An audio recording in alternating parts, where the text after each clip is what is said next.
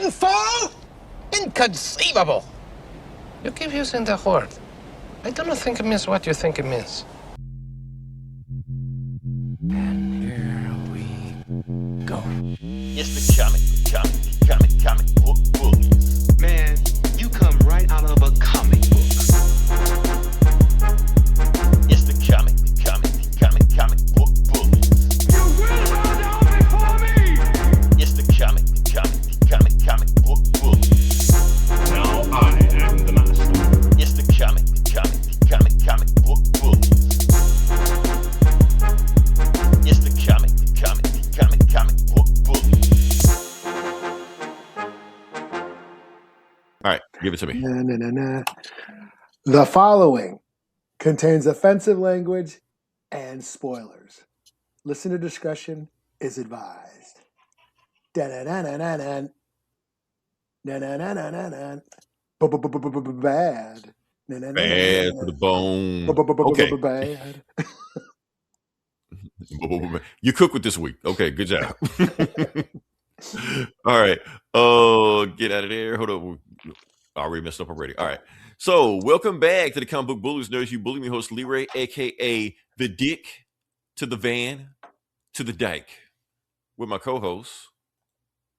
Yeah, this is Eli, aka Tater Tot Tauntaun. There you go. More food analogies. And we are back with the episode. We're going to jump into it. And I also want to give a shout out to our third co-host, the AI. If nobody else is watching us, the AI is always watching us in our sleep on the podcast. All hail the Doom Block. Doesn't matter. All hail the Doom Bot. So yeah. So we're gonna jump into it. Like I said, we actually had like a light show going in, but then got more show as it went along, and we're just gonna just stack it on as we go along and just kind of just go from there. So yeah, let me put some stuff over here. So yeah. So the thing is, Eli, people always say on this podcast, we only, announce people when they die and stuff like that. And I want to actually give somebody their flowers while they're still alive. We're going to try to change some things a little bit. I hear the feedback. I hear the criticism. So what I want to say is happy birthday to Dick Van Dyke. Well, there you go. Yes. Yeah. For those who don't know, bang, Dick Van bang. Dyke. Chitty bang bang. So for those who don't know, the reason I'm saying happy birthday to Dick Van Dyke, right? Because he is 100 years old. He's 100 years old. Damn. He made it. Yeah. Old as fuck. He didn't think he was going to make it. He was like, man, if I make it, I don't know if I'm going to. He said it. He didn't think he was going to make it, but he made it. He's here. I think he did an interview or some shit like that. Also, he said the reason he's still alive, he still made it. He said because his wife makes him feel young. Okay. Now I just want y'all to picture that image in your head because I had to when I heard it. I want y'all to hear it. So there you go. That being said, Eli, can we move on to the next part of the podcast? And, no sweets. I'm sure that's what he was talking about. Yeah. Yeah. Can we talk about? Okay, can we move to the next part of the podcast? Sure. Okay, that was the good part. Here's the bad part. I don't know if you heard about this, Eli. This is some shocking news I just heard, which just happened. Oh yeah. Wow, I was. Yeah. So you did hear about it? Okay. Yeah. It's kind of like everywhere right now. Like just a little bit ago. Yeah, just a little bit like while I was putting the show together, this news dropped out like, oh no. Because I thought this was going to be like a happy moment, a happy occasion. Like, talk about this, but now we got to talk about this. So want to say rest in peace to Rob and Michelle Reiner. Sorry about that. Rob and Michelle Reiner. Mm-hmm. So big deal. Like I said, it's the news is still breaking right now. We're still trying to get the details of what's going on. Apparently, they died in their own household, and then the news is saying that their son did it. Holy shit! So, I didn't even hear about that. I heard that I just heard that they were found and like stab wounds or something, but I haven't heard any of the details yet. But I was just like, holy shit! That's the news that's coming out right now. Like I said, you know how the news gets out like that, or internet gets out there. Maybe that's fake, but that's what I'm hearing right now. They saying the suspect. They say he's in custody right now. So, yeah, yeah. This is 2025 is a crazy year. Yeah, so, yeah. But we made yeah. Okay.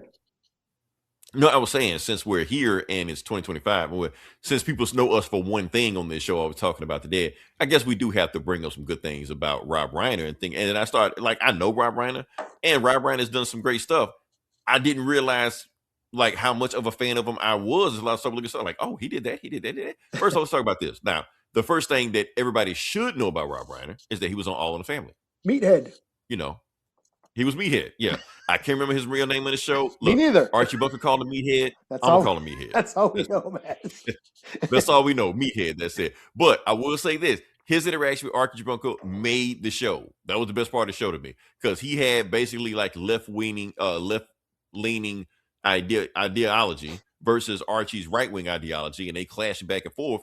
Kind of made the show. Yeah. So that's what it was known for. So, yeah. And that's pretty much that's what it was known for. Like I said, Archie bumped heads with everybody in the show, but them two going back and forth made the show. You know, that's the thing. Oh, what else we got here? Like I said, but that was when he was acting. Like I said, he was just known for acting, and then he migrated to directing later on in his career. He's like, I want to get behind the camera. He got me in camera. That's when he made his name. Let's just name some of the stuff he got. I got Spinal Tap, Return to Spinal Tap. Spinal Tap and Return to Spinal Tap. Yeah, both the new one. He's got a new one coming out. Or did it come out yet? It's new. It was this year. It was like a live concert. This year. Yeah, he was working on one. So yeah. So that's one. Also, we got here. Stanley, come on, Eli. I know you got a little Stand By Me. Yes, that's classic. That's saying this should be right up your alley there. So yeah. It gave the world Will Wheaton the gift that keeps on giving. So you're welcome, Star Trek fans. So yeah. Jerry O'Connell. Look at young Jerry O'Connell. Jerry O'Connell, yeah. The fat kid in the movie. He ain't fat anymore. Then like in the 2000s, he turned like some kind of sex married to Rebecca Romaine or whatever. He's yeah. Like what? Married to a supermodel now. Right. Yeah, good for him. So yeah. What else we got here? Now, honestly, one of my favorite movies of all time. I know it sounds crazy. The Princess Bride. This is another classic. Another classic. Honestly, Eli, to me, it's like the perfect movie. It's like one of the greatest movies ever made. It's so quotable. People quote lines from this movie and don't know it came from this movie. Oh yeah. Inconceivable. Inconceivable. You keep using that word. I don't think you know what it means. You know, Andre the Giant was acting scenes like that. What's the dude name? Inigo Montoya. You killed Inigo my father. Montoya. Prepare to die. Like if y'all haven't seen Princess Bride, please watch Princess Bride. This movie is a perfect movie. Yeah, classic. And that's where it started. And I thought you could talk about Princess Bride all day. Then start going deep down his discography or whatever you want to call it. And he went deeper than that. Mm-hmm. I mean, like I said, he was still acting in his time. He was in Wolf of Wall Street. Yeah. He didn't direct it, of course, Scorsese directed, but he was still in movies acting stuff like that. You know. What else we got here? Misery, another classic. He did Misery. Yeah, I didn't know he did Misery. Yeah, he did Misery. That was the second because he did Stand By Me was a Stephen King adaptation, and then Misery was another Stephen King adaptation. Yeah, I know Misery was, but I didn't know Stand By Me was a Stephen King adaptation. Yeah. Okay, what else we got down the road? When Harry Met Sally. One of my mom's favorite movies. It's every mom's favorite movie, but come on, Eli. This actually was a great movie. It really was. You got to give it credit. We actually saw this in the theater, like right before COVID. Me and my brothers and sisters, we went and saw this screen. We saw a screening of this for like the 30th anniversary or whatever. Still funny. Like even you quote this movie. I'll have what she's having. What else we got? I did not know he did this. I forgot he did this. I totally forgot he did this. A Few Good Men? Holy fuck. Yeah, I didn't know he did this shit. I want the truth. You can't handle the truth. Like, man, I saw that in real life. Like, I think I saw this before the memes and the gifs and all that shit came out. I like, holy shit. That shit catches you when Jack Nicholson did that. So I'm like, damn. So yeah. I don't know why that shit moving so slow, but yeah, when he did that scene, he did that whole monologue right there. You need guys like me and all this shit. I like, man, Jack Nicholson was killing this shit. So yeah. Let me see the again. I think I'm stuck in this scene right here. I don't know what's going on. What else we got here? I think I'm doing too much, Eli. I think I'm stretching the computer out. What's the next scene? Hello? Okay. It's stuck. I can't even see what's going on. Okay. You there? You still there? Okay, cool. All right. I don't know what happened. Am I in Supergirl right now? I don't know what's going on right now. This thing is just going crazy. Okay. Like I said, I'm just watching the Leroy slideshow now. Yeah, I mean, they will say it's just going through it, then it just stopped. But I think that's all the stuff I got. But yeah, like I said, You Can't Handle the Truth. Jack Nicholson killed that monologue. That was a great ass monologue. I had no idea Rob Reiner did that scene. So yeah, like I said, he did so much stuff, and that's just I didn't go all the way deep on it, but you get the point. That's a lot of stuff he did. So yeah, it's shocking story was going on. Yeah, he did totally. Not that anybody deserves that, but no one would have thought him. You know, I was like, what the fuck? Right. Yeah. I think there's going to be like a big scandal, Hollywood scandal storyline. It's going to dominate the storyline in a few weeks right now. Like I said, we're just hearing about it. We're going to find out more stuff as it goes along. It's shocking, but just the fact such a talented actor, director, writer, all the stuff like that passed, that's shocking. So, yeah, I want to say rest in peace to Rob Reiner. Yeah, good journey, sir, to him and his wife. Yeah, that was a sad news. Good journey to them. Yeah, fuck the transition, man, but we gotta move on. So, yeah. Now, Supergirl. Okay. Escapism. Fucked up. Yeah, we fucked up, but we got to find some way to do it. So, yeah. Like I said, we're going to talk about the thumbnail. We're going to do it, like I said, this week, a trailer drop. We're going to talk about Supergirl. Supergirl did drop as a trailer. Like I said, not really a sequel to Superman. It's its own thing. It's doing what it's wanting to do, and that's cool. That's what it is. A lot of people have divided opinions on it. A lot of people saying, it's too woke. Superman's a girl now. What the fuck? Basically what they're saying. Yeah. Or no, Supergirl is Star-Lord now. That's what they're saying. Oh, yeah. Trench coat. I did see the similarities to Guardians in this. Yeah. The 80s pop song dominating the trailer. She has a Walkman. Now, I get why Star-Lord had a Walkman because he's stuck in the 80s, but why does Supergirl have a Walkman? They don't even make Walkmans anymore. Why does she have a wired headphone? Like, why does she have like AirPods or some shit? I'm just saying Beats. Like, I understand she don't want to, advertise for them. Have some like Lex Pods or some shit, something like that. She's Supergirl. She can hear music. She can probably hear music anywhere she wants. That's true. But you gotta. It's the aesthetic. That's what it is. It's you let some stuff slide. Like I said, it's escapism. You let stuff slide on that. So yes, is it reminiscent of Guardians of the Galaxy? Sure, but Guardians of the Galaxy is reminiscent of this shit also. It's reminiscent of Firefly. Reminiscent of Cowboy Bebop. I mean, Guardians of the Galaxy didn't invent that aesthetic. It didn't invent that tone. Mm-hmm. So yeah, but if you want to call Guardians of the Galaxy like a space western, what it is, you can say it's stole from Star Wars. Yeah, it is the Millennium Falcon, basically.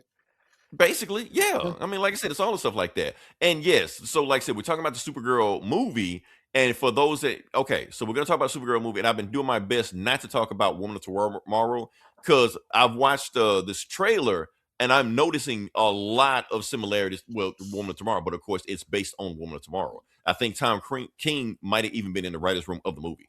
Like he might have gave him some notes and stuff like that. So it's very similar. Like the stuff going through it, you say, okay, here. I'm seeing scenes ripped from the comic. Mm-hmm.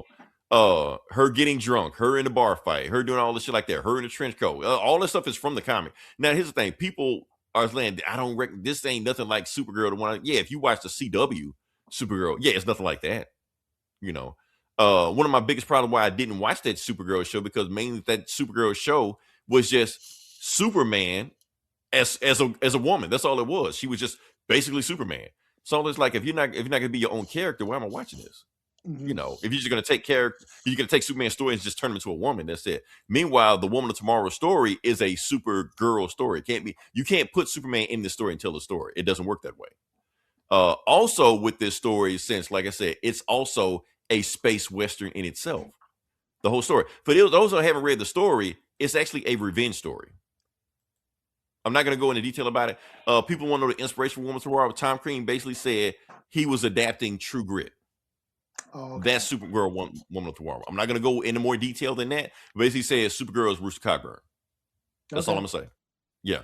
When the movie comes out, I'll go deeper into that. Okay, yeah, I can see that. Yeah, that makes a lot of sense now. Yeah. So that's everything. That's everything that's going on. Like I said, so if y'all want to dig into it, go watch that. Which one do you recommend, Eli? Do you recommend the old one with the dude John Wayne, or the new one with Josh Brolin? The Coen brothers. The Coen brothers. Who played Ross Cooper? Was it Josh Brolin? It was Josh Brolin played the asshole. No, it was Jeff Bridges played Rooster Cogburn. Jeff Bridges was in it. Okay, yeah. So which one do you recommend? Oh, the Coen brothers. Fuck John Wayne. Fuck him in his ear. Okay, Chuck D. While he's dead too. Fuck, pick up his corpse and stick your dick right in his fucking dead ear. Fuck John Wayne. Comic book bullies, motherfuckers. Tell them how you really. Tell them how you really feel. Okay. Elvis was not a hero to me. You're simple and plain. Motherfuck him and John Wayne. Okay, back to the podcast. Back to character. Okay. Point was that you need to watch. You need to watch True Grit, because that's actually where. And if, like I said, if you listen to watch, what's her face? Kate Bishop is in it. The little Kate Bishop when she was young. The little kid, yeah, I think she won like an Oscar. She was nominated. Yeah, she was like 12 or some shit. Nominated, something like that. Yeah. Yeah. Yeah, something like that. So yeah. So that's the point of it. So yes, people are wondering about the tone of it. Does it feel like Superman? No, because here's the thing: like Supergirl character, ever since the New 52, has actually been like a darker character than Superman. She has because the thing about Superman is that when he came as a baby, he doesn't remember Krypton. Anything he knows about Krypton is secondhand. He identifies himself as an Earthling, as a human. That's how he grew up. That's what he thought he was. So he doesn't really connect with Krypton like that. He connects with humanity. Supergirl is the exact opposite. She doesn't connect with humanity like that because she saw Krypton getting destroyed. She lived through all that shit. So that trauma carries with her. So she saw all her friends and family die. Okay. Now, I have a question. Because I watched the trailer a couple times. Yeah. She wasn't from Kandor, was she? No, she's from Argo City. From where? Argo City. That's another city. Is that another shrunken city too? No, not a shrunken city. Okay. Supergirl lore. All right. So what happened was when Krypton got destroyed, her father Zor-El basically floated the ship up himself, Argo City up himself. So they survived Krypton getting destroyed at first. Yeah. That's right. I do remember that from the show. But then they all died off of Krypton. Yeah, right. But they all died off of kryptonite poisoning. So they all eventually died anyway. Okay. Except her. She was the only one survivor of that city. That's why she said Krypton didn't die in a day, because they did survive. Only 2 died later on. But it did. So she's got all this PTSD.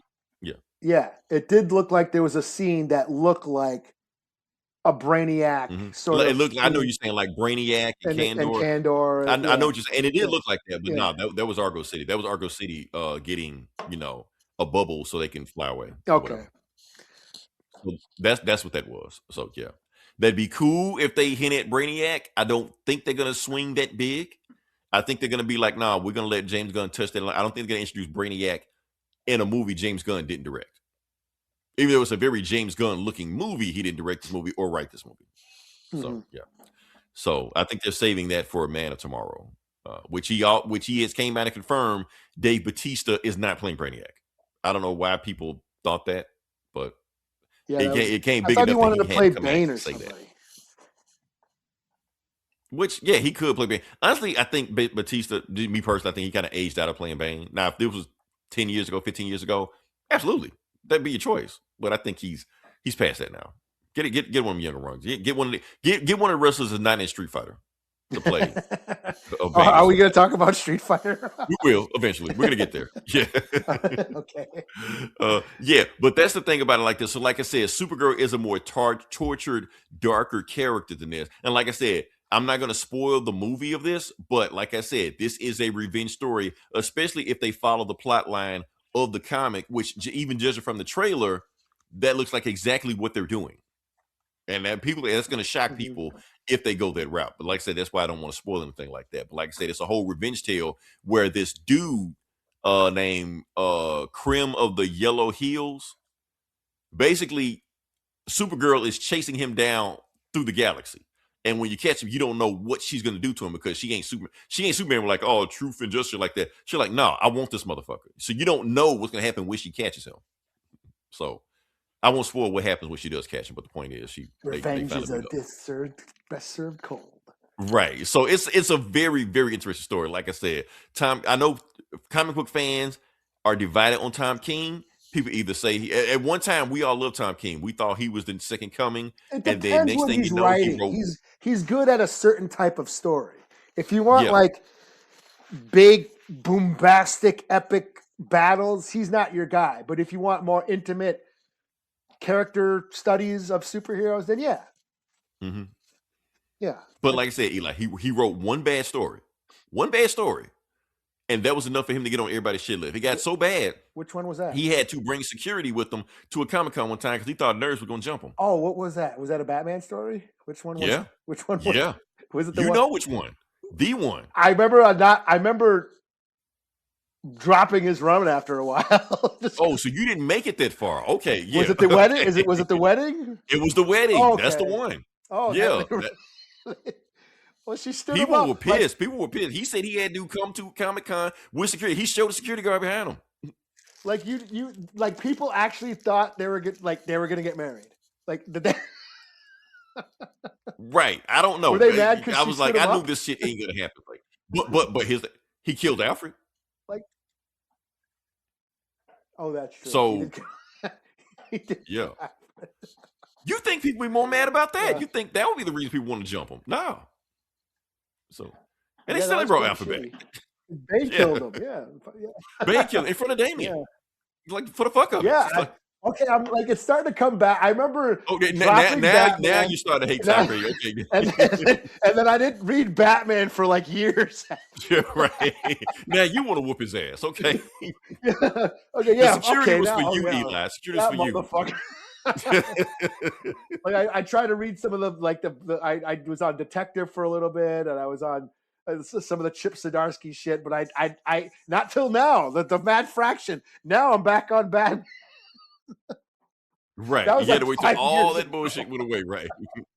For like 5 years. Holy shit. Oh man.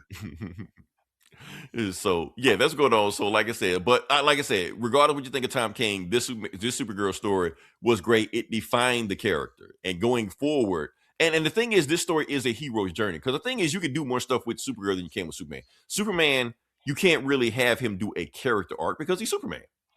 You know, you can't really do it. With Supergirl, you can. You can have her do a character. Like I said at the beginning of the story, she is drunk, partying, all the stuff like that. But she grows, like through the Tom King story, she grows during that story. She becomes a different person. I'm pretty sure she has a character arc in this movie also. I'll be honest with you, Eli.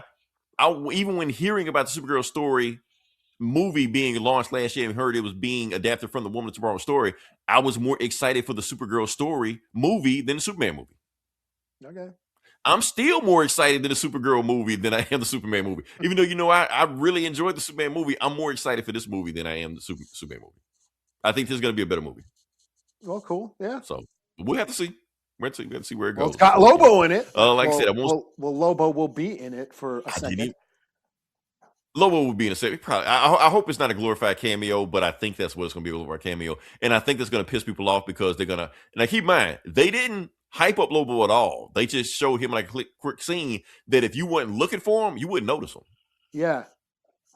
Yeah. I think it was like the second time around. I was like, was Lobo in it? And then there he is, the cigar. I hadn't recognized the cigar, and I'm like, okay. Yeah. Yeah. So, like I said, it was great. Jason Momoa was born to be. Now, I'll be honest with you. Jason Momoa deserves to honestly write his own ticket for anything he wants to do. People forget that he has the highest grossing DC movie of all time.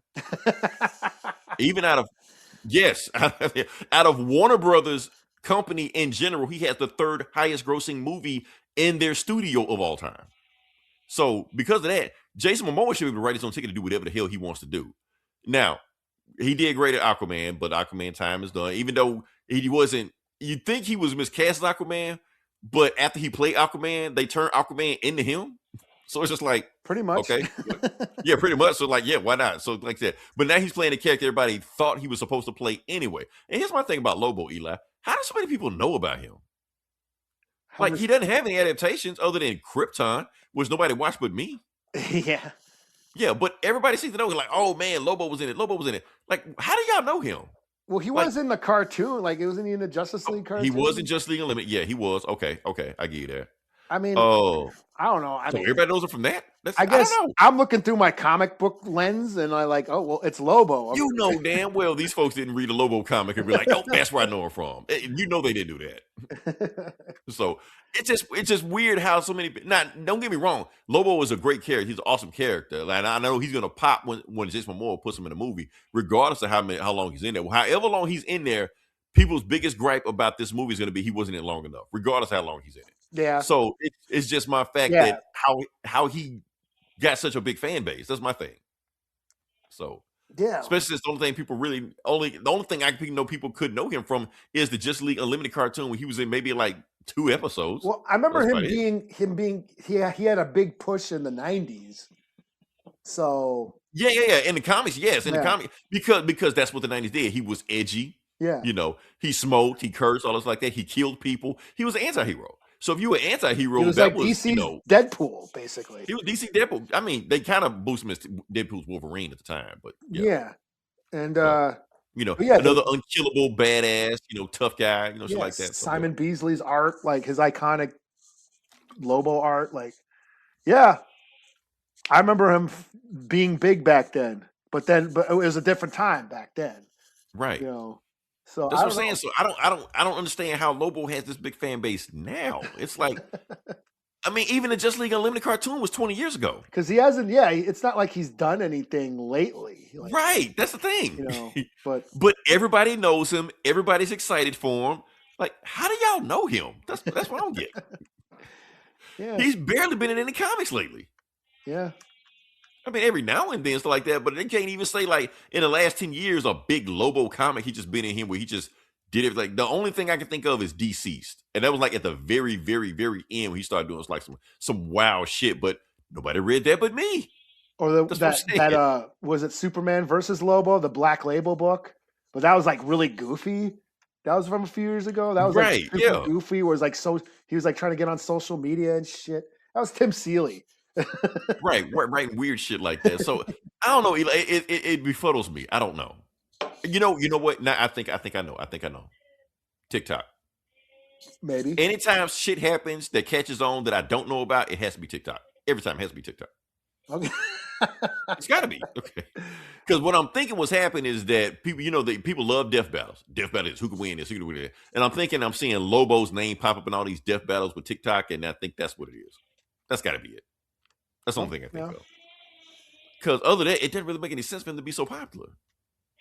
So, at least not yet. When Supergirl movie hits, of course, he should be. But I'm just saying before then. So, yeah, that's all I got. So, like I said, I'm excited for the Supergirl movie. I'm not going to do a deep dive in it like that. Didn't Stan Lee say that it was his favorite DC character or some shit at one point? Did he? I didn't know if he said that or not. But yeah. I think so. That's what he's billed as. Stan Lee's favorite DC character. Lobo. Oh, okay. Even though Lobo was like a parody of like the Punisher and Dead and Wolverine. He's like a parody of like all those brooding. Yeah, every 90s anti-hero, that's what he was. Yeah. So yeah. But here's the thing, Eli. In the 90s, we didn't know it was a parody. We just thought he was cool. Yeah, he was just stupid. It was just we didn't know he was making fun of other people. That's what I thought it was. Like, this is so stupid. Yeah. I was like reading that and like, but we don't know. We took the shit seriously. We didn't know. And I was like, he's so cool. He's so badass. It was like the Mask comics. Remember the Mask comics, which are way different than the movies. They're way more brutal and violent. Right. You know, it was like that and like Tank Girl, which was another weird kind of wacky story. It's way different than the movie. You know. Right. And then yeah, Lobo, and the Melting Pot, like all that. Because I read a lot of heavy metal comics. You know. Mm-hmm. So that's what I know him from, but that's just me. But I guess in recent years, this generation, there hasn't been anything Lobo something that pushed Lobo for this generation. But everybody knows him. Yeah, well, that's good. Now I will say this: I'm glad they do. I'm just weird how. I want to know how, but I can't get an answer. I will say this, y'all. His name is Lobo. Stop calling them Lobos. What is this shit? I blame TikTok again, Eli. I guarantee you, Lobos. Some idiot TikToker called them Lobos, and the shit just stuck. Like Los Lobos. Is that LOBO? Yeah. Did they cover that once? They did cover that one. Yeah, I love that song. But yeah, that's the thing. So I don't know. I guess I should be happy people are excited, waiting for him, so like that. Like, I've seen a lot of reaction videos that don't care about nothing about the movie but Lobo. That's it. Like, y'all need to chill out because you're probably going to be like 10 seconds. This isn't a Lobo movie, everybody. It's a Supergirl movie. Lobo will probably be in one of the bars. She'll probably if anything, maybe, you know, swap a couple blows with them. Right. But that's about it. And then he'll like pop up every now and then and chase after some, just some Remember, random shit, you know. and Jason Momoa was on set for a week, so it took him a week to shoot this scene, which means he was only because he was already saying shot, and I wrap filming. That's it. I'm out here. It was like a week. He was there for a week, which means he's only in one scene. He only probably shot for a day, spent one day in the makeup chair because it probably took 8 hours to be in the makeup chair. Right. Shot his scene and then got the fuck out. You know? Right. So it's not like he's gonna have this whole full on arc. Yeah. Yeah. So I'm letting y'all know ahead of time. If you go see a Supergirl movie, expect to see a Supergirl movie. I'm sorry, just expect her to be the star of the movie. That's all I'm saying. Fragging bastages. Right. Oh man. All right. That be said. Can we move on to the next part of the podcast? Yeah. Like I said, I'm excited. I'm excited for this movie. I want to see them do the comic justice because they, like I said, it's a great comic. Matter of fact, y'all go ahead and read the comic so I can start spoiling shit because I'm going to start spoiling shit eventually. So what's just the not rule? right now. 5 years? When did that come out? When did comic come out? It's not too long ago. It's a Black Label book, ain't it? I think it's over 5. I think it's over 5 years. Yeah, well, I think 5 years is good. Yeah, because that wasn't that a Black Label book? No. It's in continuity. Yeah. Oh, okay. I thought it was Black Label because I was gonna say Black Label only started like 2018, 2019 or some shit. Which is still over 5 years ago. Yeah. But it came out around the time. Remember, this is when Tom King was in his heyday, when we still liked Tom King. So it had to be around that time. This is before everything went to shit. When we still like Tom King. When we still like Tom King. So yeah. Before you get pissed and want to whoop his ass at the Comic-Con. Oh, yeah. But yeah, that's all I gotta say. I'll be excited for. And don't worry, Eli, I will not do a review of Woman of Tomorrow. I won't do it. I put you through Final Crisis. I was like, you survived that. We're good. That's okay. All right. So next part of the podcast, we'll go past that. Okay. Now, like I said, my boss wanted me to talk about something. He wanted me to talk about the Game Awards, and I did watch it. It happened this week. A whole bunch of games got announced. A whole bunch of games won and got rewards and shit like that. And I like, that's cool stuff like that. A bunch of games I didn't know, or games that I did play and didn't give a shit about. This game called Expedition 33 or some shit. Did you play it, Eli? No. I don't know if you did or not. No. Okay. I tried to. I don't get it. But here's the thing. You don't have to. You play it, you like it, you don't like it. That's it. If a game gets an award, a game gets an award. That's it, like that. But I will talk about one thing that I did watch that I did come out the Game Awards. The Street Fighter trailer. Yeah. That's when it came out, Eli. That's why we're talking about it right now. So, so the Street Fighter trailer came out. This is the video game section. We are in it, baby. We balls deep in it. So, yeah. So the Street Fighter trailer came out. We're going to talk about it. See if I got this image I can throw up. And I'm pretty sure I'm going to screw this up. Oh, there it is. Found it. There goes Jason Momoa again. I made a mess up this.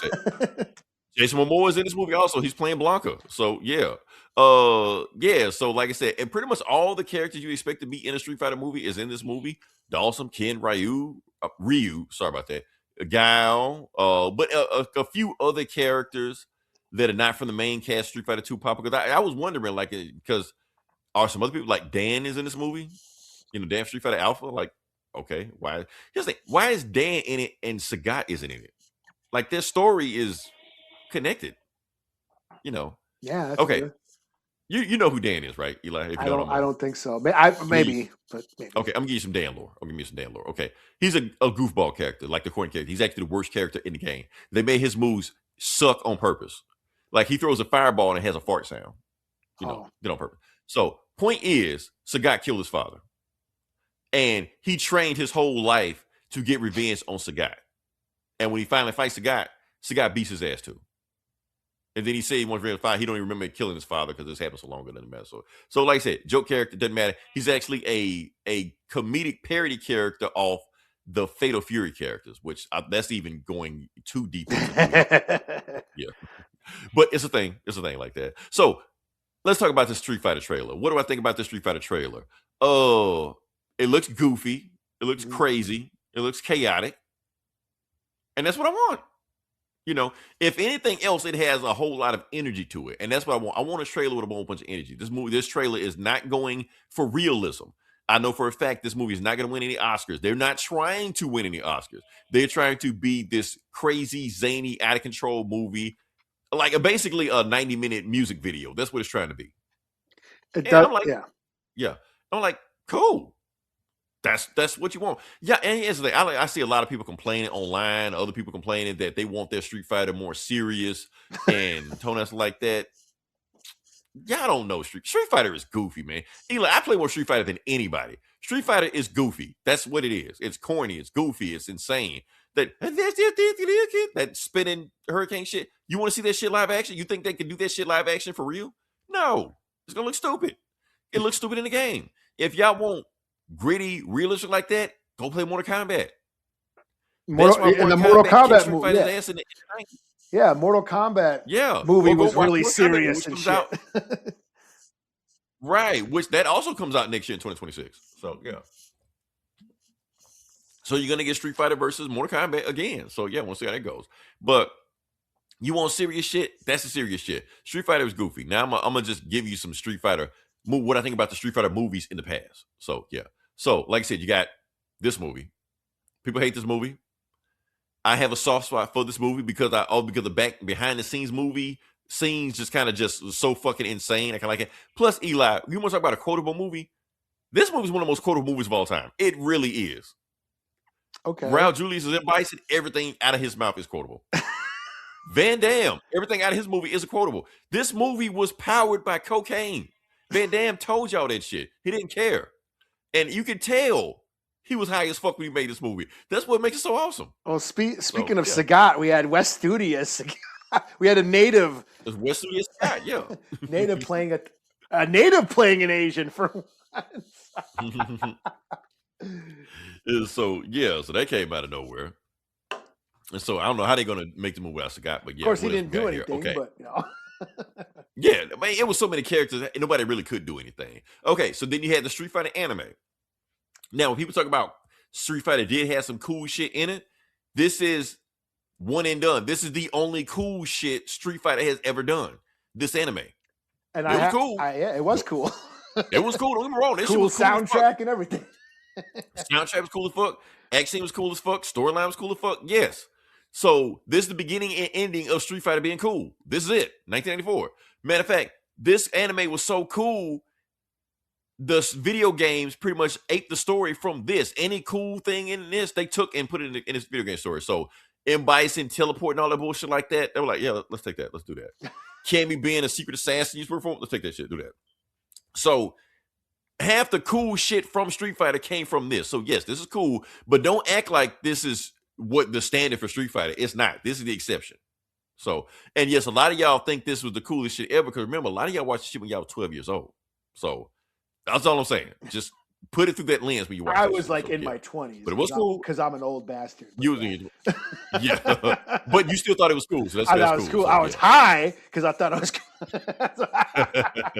So you were like Van Damme. Okay. Yeah. I was on the other way. Right. I was on weed. I was just okay. Weed. Okay, you went in Bangkok. Yeah. I wasn't bumping rails and. Right. Woo. Okay. Yeah. All right. Oh, and like I said, also the Street Fighter, I don't think a lot of people watch Street Fighter: The Legend of Chun-Li. Oh yeah, I forgot about. Okay. That. Here's the thing, Eli. In my opinion, fuck my opinion. This is just what it is. This is the worst movie I've ever seen in my life. I'm not just saying that because Street Fighter. This is the worst movie I have ever seen. I can't believe this is a real movie. This movie is so bad, it made people rewatch the first Street Fighter movie. Like, maybe it wasn't that bad. You know, maybe it made you think about it in retrospective. But no, this movie is it came out the same year as Dragon Ball Evolution, which a lot of people say is the worst movie of all time. I was lenient on Dragon Ball Evolution because I saw this movie. So it's I really totally forgot that exists. I'm so glad you did. I wish I could, Eli. I wish I had your memory. Just block that shit from my brain. Get a drill. Just But yeah. Yeah, that's all I got. So Street Fighter, like I said, Google the movie now. You can't tell whether or not the movie is going to be good from that trailer. All I can say is that from that trailer, you can tell that either this movie is going to be really, really good or really, really bad. one or the other. And you know what, Eli? I'm fine either way. Okay. If it's really, really bad, still entertaining. So I just want to see cool fight scenes. That's all I give a shit about. Honestly, if they have cool fight scenes, they'll be able to get away with a lot of shit. If the story sucks, whatever. I mean, yeah, cool I don't care scene. about the story. I mean, it looks goofy. It looks stupid and campy, which I'm fine with. Right. But just give me cool fight scenes. And the only thing I worry about is like some people play like I what's his name, Andrew Koji as Ryu. I mean, that guy's a martial artist in real life. That dude can whip ass. Same thing with the chick playing Chun-Li. But when we get to 50 Cent, Andrew Schultz, but then they got Alexander Volkanovski, who's a UFC fighter, and what's his name, Goto as E Honda. Those are like pro wrestling. And then you got Cody Rhodes. My only gripe is Roman Reigns as fucking Akuma. Akuma's like a kung fu master, I don't know. I don't know. But as long as he looks like a demon, Yeah, but Roman Reigns can't. They could have found other people that made him up. But, I don't know about Roman Reigns as Akuma. Here's my thing. I'm shocked you had opinions on Akuma. I thought I'd be the one with strong opinions about Akuma. We go out with Akuma is featured on this podcast every episode. So yeah, and he's got he's like a dope ass kung fu demon, and Roman Reigns is a pro wrestler. I mean, sure, he could do some grappling stuff, but like kung fu moves, I don't know. You know what I'm saying? Okay, here's where we differ. You want, and I agree with you on what you're saying, that you want Roman Reigns to be able to pull off the moves of Akuma, like that, and that's cool. But all I care about Roman Reigns playing Akuma, does he have the presence of Akuma? When he pops on screen, does he look like a demon? That's all I want to see. Fight scenes, get a stuntman. Get it done. Body. I don't know.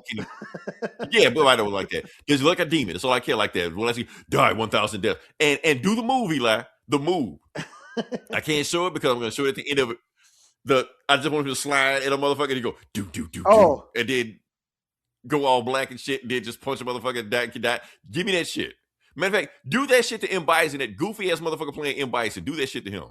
Yeah, they could have got somebody else. I mean, like that dude. I know that dude, but can he fight? And that's the thing. I kind of don't care. Everybody else, I care. Ryu got to fight. King got to fight. Akuma. They should have got Kreese, the guy from Cobra Kai, to be I don't think he can pull off a demon, Eli. That's all I'm saying. No, M. Bison. I can't see you saying die 1,000 deaths. No, I'm talking about M. Bison. Oh, M. Bison. I thought you meant Akuma. Okay, yeah. Yeah. I can see M. Bison, but yeah. But honestly, I think with the way they got that goofy ass dude, what's that? Polka Dot Man playing M. Bison. David. I'm almost positive he's gonna die immediately. So really, you think? Because in Street Fighter lore. Oh yeah, in Street Fighter lore. Okay. At the end of Street Fighter 2, Akuma pops out of nowhere at the very end of the tournament and kills M. Bison. So yeah. And that's where he pops up. Matter of fact, it's in the game if you play it. If you finally find a way to unlock him and all this. Yeah. And Bison killed off. But it doesn't matter. Bison got clone bodies and shit like that. He pops up later on. That's how he keeps popping up in these games over and over and over again. But like Scott Adkins, there's so many other people who can fight that would have been good as M. Bison. That's all I'm saying. Yeah. Or as M. Bison, yeah. But like I said, I think they're gonna not worry about M. Bison too much, anything like that. So yeah. So that's my thing about the game. So here's my thing about this movie. I'm gonna just repeat it one more time. Like I said, storyline, I don't give a shit. Matter of fact, I've never cared about the storyline of Street Fighter. Street Fighter storyline is goofy as fuck. Always has been. And I played all of these games multiple times. I know the lore. I don't care. It's stupid. It's like you said, Eli. Long as the fight scene's cool, long as the camera work is cool and all this shit like that, long as the action is sick and stuff like that, they'll win me over. They can get away with a whole lot of shit. What I call this is a vibes movie. This movie is all about vibes. Give me some good vibes. I'm good. It has piqued my interest. Not here for an Oscar. I'm not here for yeah. Right. So that's all I got to say about the movie. So yeah, we can move on past that. But yeah, I'm trying to keep I'm trying to keep my fight choreography snob. And you know what, Eli, I appreciate you, and honestly, you should feel like that. I should feel like that. Matter of fact, you tempered me on that. Like I should remember that this should be there, because if this ain't there, if the fights ain't there, you don't have a movie. Because everything else is gonna suck. We know that. They don't have real actors in these movies. So just saying. Storyline gonna suck if you base it off Street Fighter. I mean, if it's campy, cool. Now just give me. I'm cool. I'm here for the campy trauma shit. But trauma is known. Mm-hmm. I'm not saying this is trauma, but trauma will deliver on gore and violence and boobs. You know, that's all. Okay, if you're gonna be goofy, now deliver. Okay, now that Eli, don't expect that. No, I'm not saying there's gonna be PG-13. Yeah. Okay. I was just saying. Give me the over the top action. You know, I don't want generic action. Yeah. That's all I'm saying. Okay, I agree with you. If they can land that, you have a movie, because that's all you have going for you. And I'm not expecting. I'm not expecting the Raid or John Wick either. But Cobra Kai. Like I said, I one of the things I liked about Cobra Kai is that it was kind of goofy and kind of dumb. Yeah, you have karate gangs in suburban California. It's stupid, karate cults all over the world. Right. It's not realistic at all, but it was kind of stupid and fun, and the action was pretty cool for what it was. No, there wasn't bone breaking and, people ripping out throats and shit, but it was still pretty good choreography. And these kids actually learned how to do that shit. So it was entertaining to watch. Right. It's all about the tone, and I'm down for the and these had professional fighters in this movie, so that should. I mean, look at Cody Rhodes with that fucking hairdo. First of all, that's not of a stretch, because he already has bleach blonde hair like that. When you put on that goofy Guile hairdo, just looking at him, this is going to be dumb. Here's my thing. Why is he playing Guile? Why is he not playing Cody? There is a Street Fighter blonde character named Cody that wears a suit. Oh, yeah. You can just play him.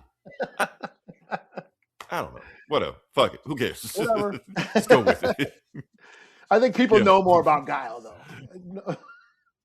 Yeah, but Guile is more, and that's the thing. They didn't deep dive into the Street Fighter characters and all this shit like that. I saw some Easter eggs like that, but you pretty much got the core Street Fighter 2 character. They didn't throw all the other weird shit and stuff like that. Yeah. So yeah. And Momoa is Blanca, sure. Yep. He ain't got a. Yeah. All he's got to do Blanca. Is Blanca. Roll and have electric powers. That's all. Electric power. All this shit like that. So yeah. All right. So we're here, Eli. Can we go move to the next part of the podcast? Sure. Okay. Like I said, it's Comic Book Bullies. We're talking about comic books. We're going to jump into it. Oh, we're not doing Terminator? I'm going to let you go. Oh, my fault. My fault. That's what I thought. I didn't even make the. I didn't even make the thing. That's my fault. We are going to talk about Terminator. Matter of fact, I'm going to go ahead and get you set up. Okay. Yes, we're talking about Terminator. So, I'm gonna let you set up. You go ahead and set up while I get some stuff set up. Okay. Yes, they just dropped the Terminator. First off, what's the name of the game so I can Terminator No Fate. So it's a 2D retro style run and gun side scrolling game that just dropped the other day. I got it. I've been playing it the last couple days, having a lot of fun. It's very much like a Contra Metal Slug. Sort of just you're run and gun, run across. Yeah, the screen. Very Contra. And it takes place in the Terminator universe. You play as Sarah Connor, you play as John Connor in the future, and you get to play a little bit as the Terminator, the T-1000. And it's very much side-scrolling. There is a couple of scenes. It's pretty much taken scenes out of the movie, so like the pixelated. Scenes from the movies, which are really fun to watch. There is like a prequel scene in the beginning where that's referenced in Terminator 2. Before Sarah Connor got busted and got thrown into the asylum, she tried to blow up a computer factory. That's all they say in the movie. Well, you get to play that. You get to play as her trying to blow up the Cyberdyne factory. And then she gets busted at the end. So a little bit of deep lore, Terminator lore is included in this game. And then it jumps back and forth. So sometimes you're playing in the 90s, sometimes you jump forward into the future and you're playing as John Connor, trying to send the Terminator back. Right. Then you play as the Terminator in the bar scene and in the chase scene with the motorcycle and the semi truck and shit, so it kind of mixes it up. And but it is pretty much just running, gunning. You shoot, oh, there's Spider-Man. Oh, my fault. What the hell? Okay. So yeah, this is pretty much the bulk of the game. This is one of the John Connor levels. This is a boss fight. And yeah, you play and you get different weapons, different kind of guns, different spread shotgun, buckshot type of guns. You get different lasers. You get grenades. And then yeah, you get to the end of the level and you fight a boss like this one. This one I died a couple times and I had to figure out its fucking pattern. That strafing gunfire at the bottom, it kept getting me. Oh, that's my only critique. Is the jumping. Some of the jumping controls are kind of goofy. There was a part where I kind of got stuck trying to jump up across this thing and I kept falling.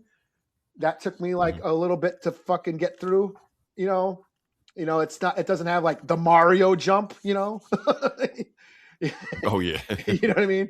Everybody can't be Nintendo. Yeah. So the jumping is a little goofy in this, and the melee fights, like the melee attacks, like when you're punching people, those are very kind of slow and awkward.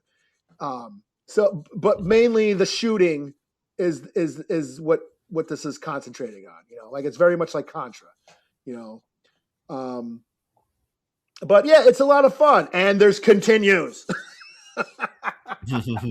Unlike the other game we reviewed. There's continues, yes. So. I'm playing through it and I'm unlocking all the. I haven't beaten it yet. I'm probably about halfway through it. I don't know. I'm on like the 8th or 9th level. But there's continues, So I feel like that. I beat the guy. Oh damn! Okay. Good job, Eli. Yeah. No, I did die a couple times, but the bosses. They have a pattern. You got to recognize the attack pattern and dodge their attacks, all that shit. And I guess I haven't locked those levels yet, but I guess this game has multiple endings depending on choices you make. Nice. And because there's like the Miles Dyson, where do you want to shoot him or reconsider? There's shit like that. This I kept dying. Okay, yeah, this level where you're Sarah Connor trying to escape the mental hospital. Oh, they have that in there. Okay. Yeah. This I kept dying on this. This was kind of a pain in the ass because you have to. It's that Metal Gear sneaking around shit. Okay. You got to hide from the security guards. You got to hide from the the alarms. And yeah, here comes the T-1000. If he catches you, you're dead. You can't run away from him. No, run away from it. He just kept. Dang, he's running after your ass. Yeah, yeah. You gotta hide. I kept dying. This took me a while. Yeah, this was one of the levels I got stuck on. Okay. As you can see, yeah, the flashlights. You gotta like dodge the flashlights, or they alert the other security guards, and then you're fighting a bunch of them. So this is actually the tail end of the level. Yeah, you gotta dodge the the security cameras and shit. And then hide and all that. So that was a little challenging for me, oh yeah, this is the tail. This is like the last half of the level, or like because I kept dying, and like I said, I had to keep chopping these clips up in half because they were having a hard time uploading. So, but there's like a whole other 5 minutes of this level where I kept, but there's checkpoints too, so you don't have to go back to the beginning. Unlike another game. So like the other game where it was like, fuck you, get good. But yeah. Get at the end of the game, get to the boss at the bar. Okay. And, yeah. So here you're playing as naked Terminator, where he goes into the bar and they play the music. They play Bad to the Bone, and the guitar. Is he naked? Like butt ass naked? Yeah, he's got to get the clothes. I need your clothes and your boots and your motorcycle. And you just what the hell? Okay. Yeah. And you just fight. So this can we play this on this podcast? That's what I'm thinking. Like, should we put a stream up? Well, I think it's blurred enough. You don't see like Terminator dong swinging. Okay. You have to watch this part of the podcast spikes over everything else we just did. So, but this is what I'm saying. Like the melee, like the punching is a little awkward. Like it's a little slow. You know what I mean? as far as like Mm-hmm. the attacks and stuff like that. You know, but overall, I'm having a good time with it. You know, it is just like like I said, I've been into these retro games for the past few years, and this, to me, so far, this is one of the better ones. As far as Okay. run and gun, you know. So yeah, I'm digging on it. I'm about halfway through it. It's a lot of fun, and it's got multiple endings. And being that I can unlock all the levels, and I can.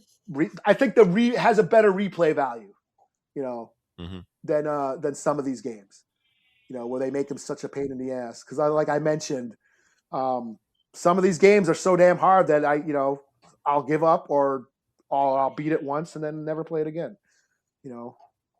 It's not going to be like Streets of Rage or like Shredder's Revenge, which those games I still play. Oh yeah, you got to fight the bartender. Right, so the bartender's trying to shoot you. Oh yeah, because he did have a shotgun in there, so yeah. Yeah, and you got to dodge, and I guess you got to. Every time you get shot, it takes away some time, 5 seconds. So and you're timed. But like I said, the attacks, his punching is kind of slow, a little awkward. This game is meant for shooting. Just run and shoot. Yeah. That's all this game is meant for. The other like jumping and punching, the controls ain't so hot. But it gives a little bit of variety. Yes. So this was a boss level. Where you got to beat up a bartender. But yeah, I'm having fun with it. It's a lot of fun. That must be giving you a hard time. You see, he has no powers. It's a shotgun. That's it. But yeah. Yeah. Oh yeah, I remember this scene. Well, I remember the scene from the movie, but yeah. Yeah. This is I did die a couple times on this because you have to dodge the debris and then get away from, because then you slow down. If you don't go fast enough, the truck will get you. So you have to like hit those. And you can still shoot him though, right? Yeah. Well, right now you're John Connor, and then eventually, because there's this is like the last half of the level. You start out as just John Connor on the dirt bike, dodging, and then the Terminator grabs you and puts you on the bike, and then you can shoot at the truck. But you still got to dodge the debris, So. Okay. So, like I said, there's a variety. It's not just running and gunning. You get to do this fight or this level. You get to the sneaking around level at the mental hospital, and then the bar fight. So it's not just all running and gunning.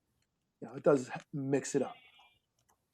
So yeah, like I'm saying, it's pretty fun. It's a pretty fun game. I'm digging on it. I'll give it a 4 out of 5. I got stuck on a Thanos level on Cosmic Marvel or Cosmic Invasion. And I was like, I started playing this.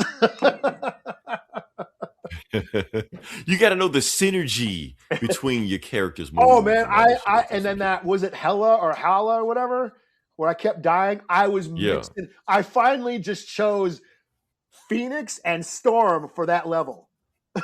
two characters that could fly. Oh, like I said, I had Beta Ray Bill. He took that out, no problem. But okay. Maybe I should try to get him, because I was trying with multiple characters and I kept dying. And what's pisses me off is I always die at the boss.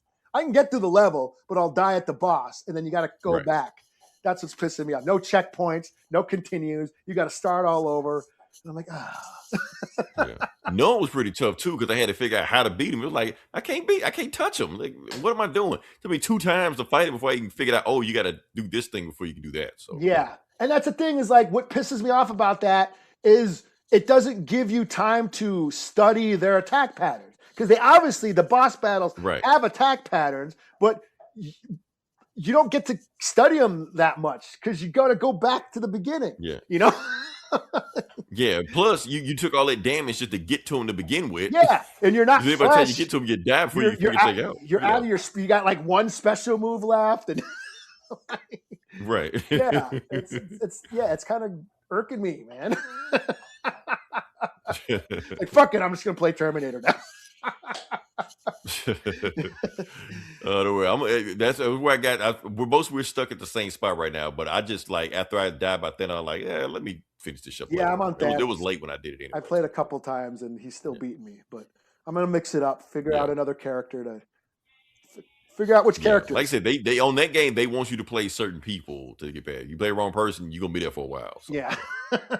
Yeah, Spidey and Rocket got me through most of it. Now I'm like, okay, I'm mixing it up. Yeah. All right, shoot. All right, now we move to the next part podcast. Mm-hmm. Okay, like 4 out of 5. That's my review on Terminator. 4 out of 5. Okay. No Fate. Nice. All right, like I said, it's Comic Book Bully. We talk about comic books. We're gonna jump into it. And Eli, what I'm gonna let you go first. But what you read first? I guess we'll do the big one, the one everybody's been waiting for. What's the big one? Absolute Batman. Is it? Okay. Absolute Joker. Like I know why it's the big. It is a Joker. Yeah. I was like, okay, cool. But yeah, and they gave you the origin of Ultimate Joker. I mean, Absolute Joker, but yeah. Absolute Joker. Oh, did I say Ultimate or Absolute Joker? So yeah. Absolute Joker. Yeah. I said it. I'm okay. It's because my brain confusing all this shit. It's same shit. Because we also had Ultimate Spider-Man this week. Yeah.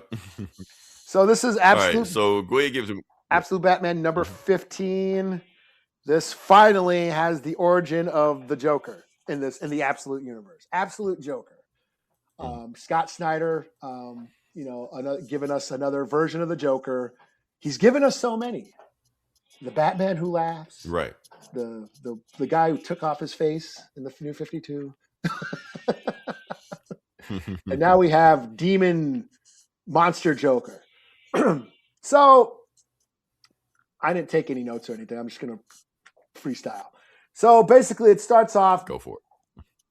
Alfred is telling Bruce about the Joker, about what he knows about this guy. It turns out he's like some rich billionaire who comes from a long line of billionaires. Like the original one back in the 1800s made money in the circus and vaudeville shows and then invested in like the film industry as it was first becoming, like the movie business when films were just getting invented. Then he invested in movie studios and made money off of that. And then the next guy in line, so Jack Grimm, or I think Jack Grimm the first, and then Jack Grimm the second, he invested into like cable television, and news, and then Jack Grimm the third developed into computers and video games, and and each heir kept investing their wealth into the newest sort of innovation and entertainment, and then Jack Grimm the fourth or whatever, the guy that we are that in present day or fifth or whatever it is. Well, I think he's on the fifth now. Jack Grimm the fifth, was like, or the fourth was in the news and cable news and the internet, and now Jack he invented video games when they first started, like Nintendo and all this shit. Yeah, Jack Grimm the fifth is now into social media and computer chips and all that. So basically has been, investing in entertainment all these years. And plus their company's called Just Kidding. And they have this sort of JK, just as and the clown is supposed to be like their logo, as like we're trying to make the world laugh and entertain people, but at the same time, Alfred sees like while they have invested all this money in entertainment and computers and the internet and social media and computer chips and all that, they've also throughout history have also been, funding wars, funding both sides of wars, funding weapons for both sides. Right, like he did with Bane in Costa Rica. Yeah. And basically selling weapons to both sides, making propaganda films for Nazis and, but they also donated to charities and helped out, social causes like orphanages and, and healthcare and stuff and new drugs and new health medicines and stuff. So like they're playing both sides. They're feeding chaos, but they're also trying to remedy it. So they control everything. So it's basically a super billionaire villain funding both sides of the war to create chaos and control everything, But he also finds out that all those heirs, Jack Grimm the fourth, the second, the third, the fourth, the fifth, it's all one guy. Oh, I kind of, okay. It's all one guy. And you know that Scott Snyder trying to do that shit in the regular DC universe too with Joker. Yeah. This is like from 52, like the new 52 shit, like kind of like the same. But they kind of shut him down. But that's what he wanted to do. Yeah. So he's like, y'all can't stop me now. So just do it. So yeah. So Alfred has figured out that this is all one guy. He's the same guy who's been living for 100 years or over 100 years, you know, and he owns all these islands. And he suspects that what he's doing with all the kids from the orphans, is he's experimenting on them, like he's doing in Arkham. And that's how he's been able to remain immortal. And he's probably baby blood. Oh shit. Okay. Yeah, and so he's also transformed himself, or he's really his true form is just mutated monster thing that we see on the cover. And he may or not be in cahoots with some sort of evil super entity who maybe is. Okay. Right. Okay. They kind of already hinted at that. Yeah. He knows he's in the absolute universe. Yeah. He already knows that. So, and we know that Darkseid created Earth to be evil. It's an evil Earth or whatever. So Earth, like evil, is what fuels the Earth or something like that. Yeah. So the more fucked up shit you do, the more this world rewards you. The more powerful you are. Yes. Yeah. This world rewards evil. So I kind of suspect that they're turning the Joker into some hereditary super billionaire villain who's in cahoots with demons or Darkseid. Darkseid, right? Yeah. So yeah, that's where we're at. And Batman's like, okay, bring him on, you know. Right. He didn't keep all that shit. We're gonna whoop his ass. So yeah. Yeah. So yeah. And Joker himself is a demon that works for Darkseid. Yeah. Apparently. So yeah. So, and you know, it's another, I mean, it's fine. Sure. I'm okay with it. It's another rich billionaire villain that I think we're seeing a lot of lately, you know? Yeah. We're seeing But in the absolute universe, they're all rich asshole billionaire villains. It's kind of like that. That's what they do. Yeah. That just seems to be the motif these days. Yeah. It's a very, very timely social to the social events of now.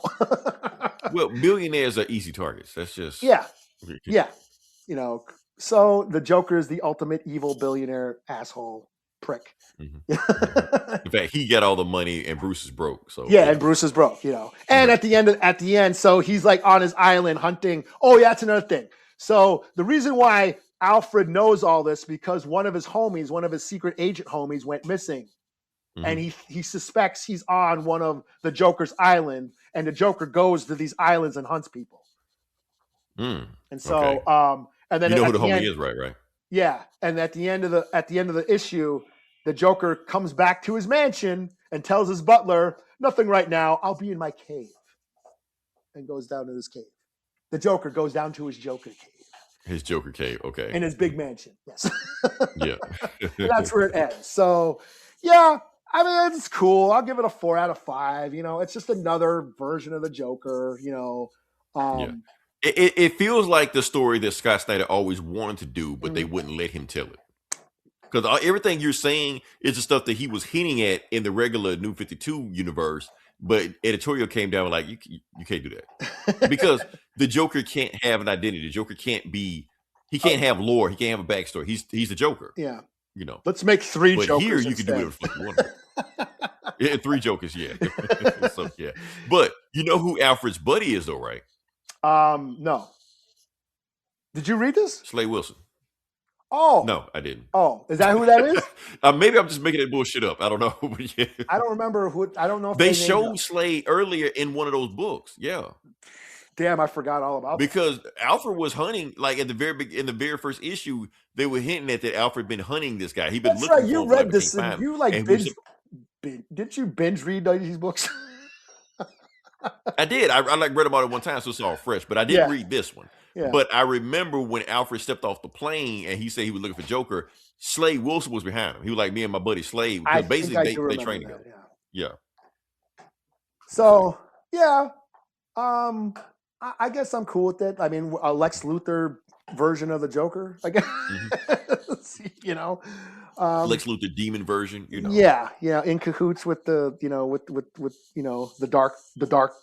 the darkness. But keep in mind, Alfred's telling the story, so we don't know how much of the story is true. Yeah, because that is because cool. that's and honestly, yeah, that's why I passed on this book, because it was another Alfred story, and I know that anytime Alfred narrates a story in any Batman book, alternate universe, regular universe, and like that, it's a bullshit story. That's what Alfred is saying through the whole time, because it is Alfred narrating the story, and Bruce is saying, I know this sounds crazy, kid. I know this sounds crazy. Like, what do you believe? You told me all of what you know. What do you actually believe? And then Alfred says, "Well, I think he's a fucking monster, an immortal monster, or some shit." Right. Because that's how I used to get away with Elseworld stories in the Silver Age. Have Alfred tell it. Okay. If I was telling it, it's a bullshit story. That's just what it is. So, yeah. And that's what I'm saying. It's like, it's okay. Like, I think this was like overhyped for me. This version of the Joker is going to be, he's so evil. Yeah, and it's just Lex Luthor who laughs or doesn't laugh. Right. This Joker doesn't laugh. Who can shapeshift into a monster. This is just Shang-Chi or whatever. Not Shang. What's the fucking, or Heihachi or some shit. Right. Heihachi from Tekken. You know what I mean? Right. That's all it is. It's like not that groundbreaking. I still want to see Juggalo Joker. Right. And that's why I waited, Eli. I was like, I know Scott Snyder's going to got more stuff for us. He's going to build up to it, but let's just wait. Yeah. Let's see what he does with this Joker. But but everything you tell me so far is stuff that he always wanted to do, but now he gets a chance to tell it. Because that's the only thing. I know we shit on Suicide Squad and Jared Leto's Joker, but and they didn't do that. That's what I thought that was going to be. I thought Jared Leto's Joker was going to be like a Juggalo Joker. Like an insane gangster. Do you remember King of New York? Yes. Christopher Walken, one of my favorite. You say I don't like 90s movies. That's one of my favorite 90s movies. King of New York. Christopher Walken. Larry when he was still Larry, not Lawrence. Larry Fishburne. Oh, why I thought you said Gangs New York? You said King of New York. King of New York. Gotcha. You threw me off for a second. Yeah. Okay. King I'm like, of New York. Walken in Gangs of New York, but okay. Yeah. Schoolie D on the soundtrack. Classic. I love that movie. Jimmy Jump. Larry Fishburne as Jimmy Jump. He's basically the Joker. He's laughing.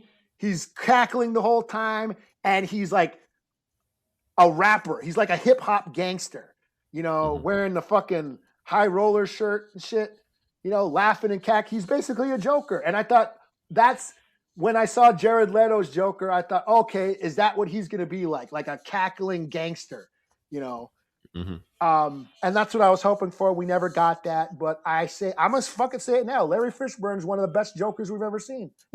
Nice. Comic book bullies, motherfucker. Yeah. Since we're staying on Jason Momoa, I say he was also one of the best Jokers in Fast and the Furious 10. Oh, yeah, I have not seen that. Yeah. Nobody's seen that. Yeah. He was the Joker. He was just straight up the Joker in that movie. So, yeah. Yeah. So, and Eli, I'm going to let you slide on King of New York, even though it was in 1990. So you got by 1 year. Yeah, it was pre New Jack City. Yeah. Because Wesley Snipes was in King of New York. It was before the 90s got rolling, but I'll let you slide on it. So, but that was, New Jack City came out right around the same time, and that took off. And it was like 91, but and then King of New York. But then again, all that shit was pre Pulp Fiction. You had Goodfellas, you had The Godfather 3 came out.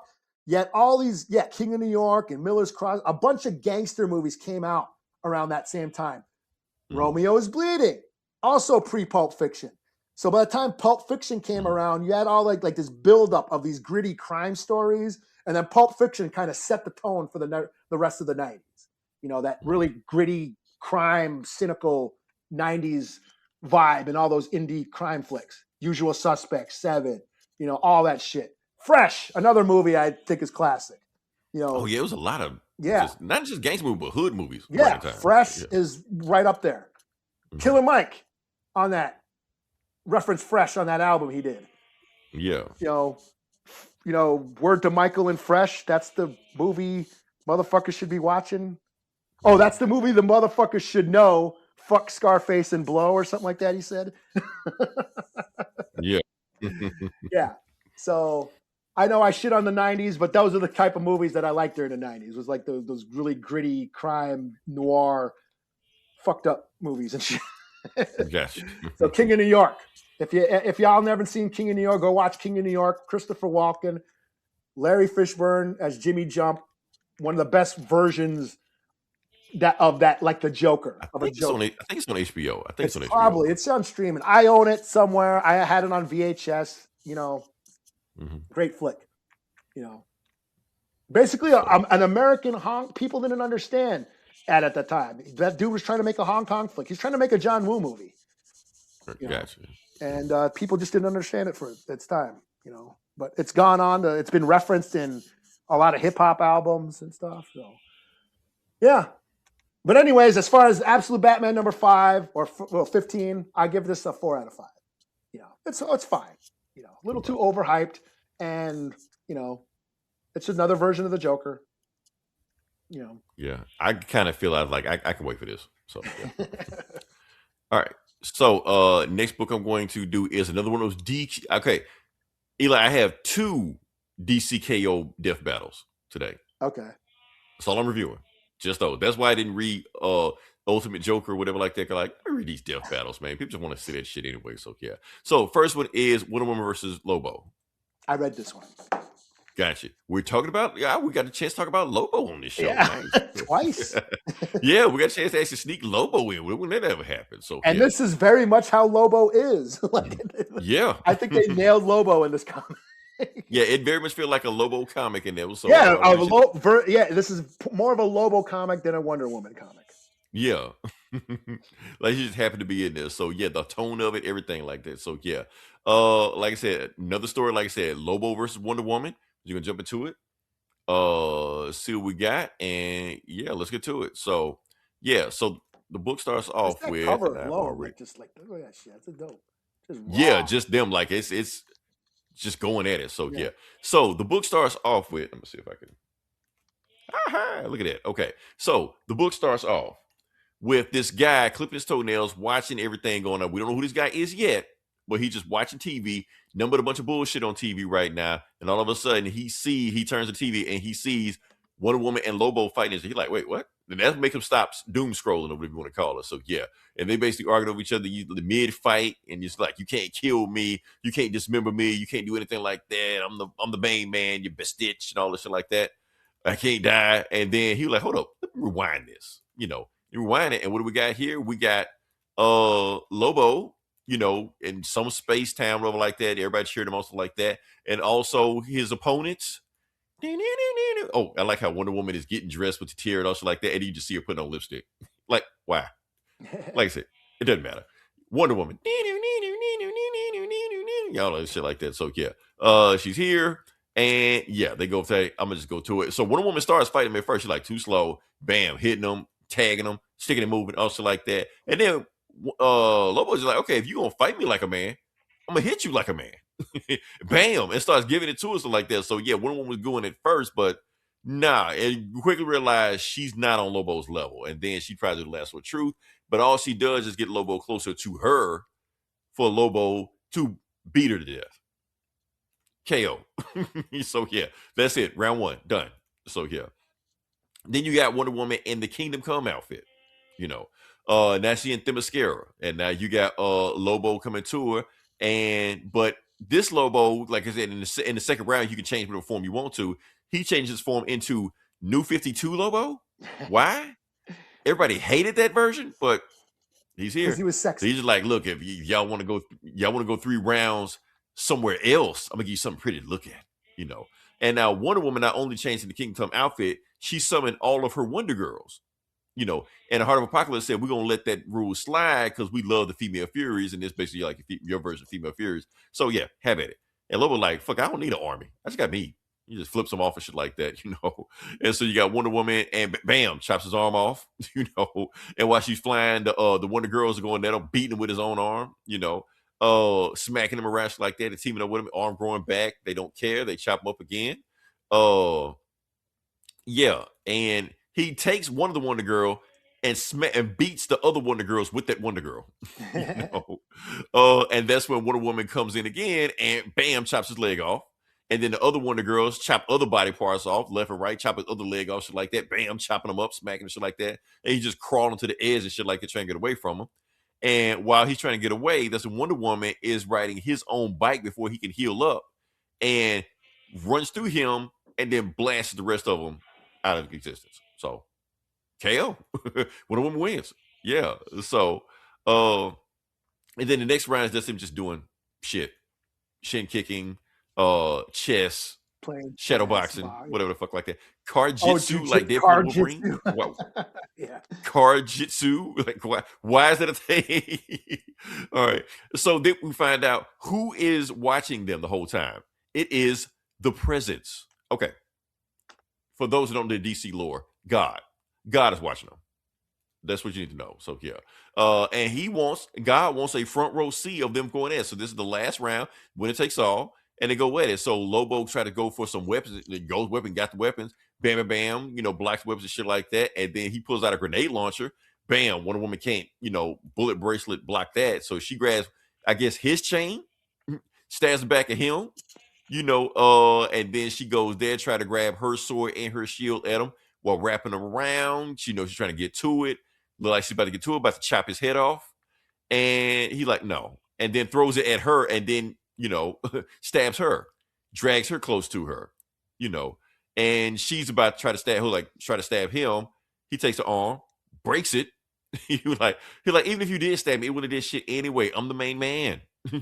I was granted immortality by the Almighty, by the damn Almighty, And so I can't die. So frag everything. And then that's when Wonder Woman cuts to the side eye and she sees the presence, God looking at the fight. And she basically looking at him like, you gonna let this happen? You put up with that? Because basically Lobo took God's name in vain. Like, you don't do that. So she's like, you know what? I'll allow it. So bam, her arm is broken, but she used her knee to stab him anyway. And he's like, wait a minute, what the fuck happened? Because God ripped up his contract. He did grant him immortality one time, but since he used the name in vain with the contract and said, not only can you be terminated, you are terminated. You're dead. Get out of here. So, Wonder Woman wins. Oh, Booster Gold is some bullshit. Don't care. Fights a bunch of other Booster Gold. Oh, I mean, it's dark side, but whatever. Oh, and Booster Gold, Omega Beams, World Fortune. Crazy fight, but yeah. And yeah, that's it. So, crazy ass story, and that's all it needed to be. It is exactly what you expected to be. Wonder Woman killed Lobo. Yeah. Now, my thing is this. We know for a fact, it's just like Superman's story. We know for a fact they are fighting people more powerful than them, but they always have this weird ass Deus Ex Machina jumping in for them, saving them. For those who don't know what Deus Ex Machina is, God in the machine. Wonder Woman literally had God show up and save her. Mm-hmm. So you kind of want a regular death battle, but whatever. It's a wrestling script. They're gonna put them over because they're the favorite. So yeah, that's what you got. So overall, cool fight. I still like Superman, Catwoman. Yeah, I did like there was a couple panels where Lobo was petting his dolphins and shit. Yeah, just a quick panel in there. So yeah. Mm-hmm. So, but still, I enjoyed the story. Like I said, crazy ass Lobo story, different story, had a good tone to it. But yeah, as far as a death battle, can we use this in our parlays? Not really. I guess you can. Lobo can kick her ass. So, but the plot won't let her. So yeah. So overall, 4 out of 5. Cool story. But yeah. Cool. So what you got next? I'll do TMNT number 13. Mm-hmm. So okay. Teenage Mutant Ninja Turtles, Jin Lun Yang writing, and we got Freddie Williams on the art. So it's might be my book of the week. And yeah, so basically there's some triad wars going on. Yeah, Jin Yun Lang is on it, so he's bringing that Hong Kong flavor. We got a triad war in Chinatown. Now, how many issues has he been on this book? This is the second issue. Okay. Oh, did he do the annual? Now it's the second issue or whatever. Like this is like the first arc of his time on this book, on this run. And so some mysterious assassin, dog-faced assassin, named Ujigami has taken out some of these triad gangs, you know, during this like gang war in Chinatown.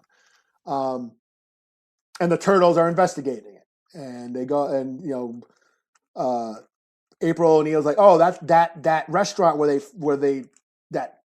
that took place at is where Baxter Stockman used to have meetings, and stuff, and maybe he has something to do with it. So they go and investigate Baxter Stockman, and sure enough, he's in cahoots with the street gangs and shit. But then that assassin shows up, and he's like this dog-faced mutant guy named Ujigami, and he shows up and starts fighting, and they all chase him off. They fight him.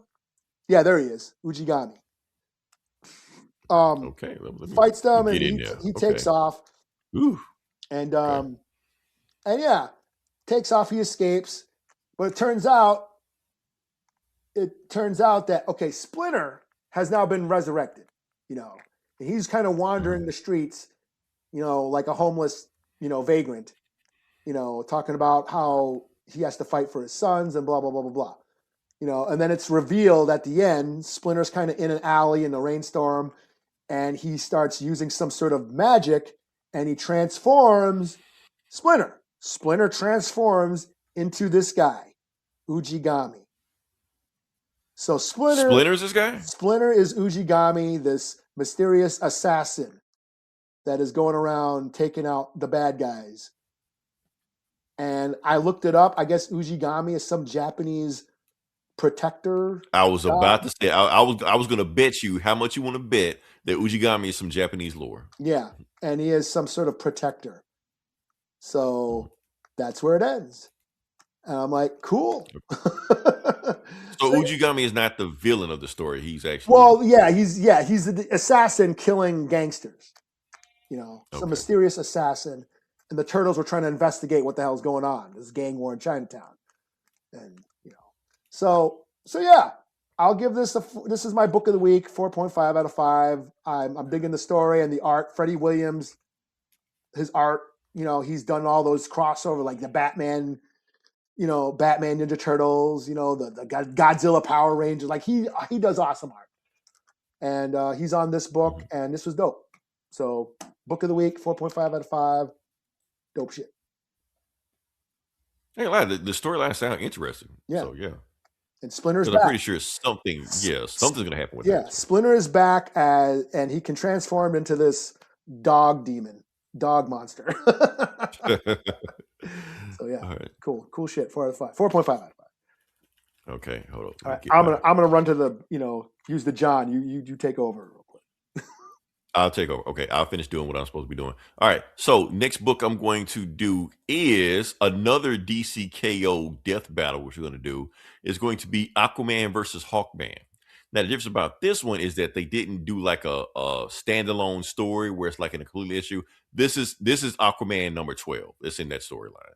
So we're just going to go to, I haven't been reading Aquaman storyline, but that's what's going on right now. So we're just going to jump into it and see about that one. And yeah, like I said, this is the first fight I felt was kind of even, because I think everything else, like Lobo was of course going to beat Wonder Woman and Captain Atom should be Superman. But in this one, depending on the scenario, could go either way, or so you think.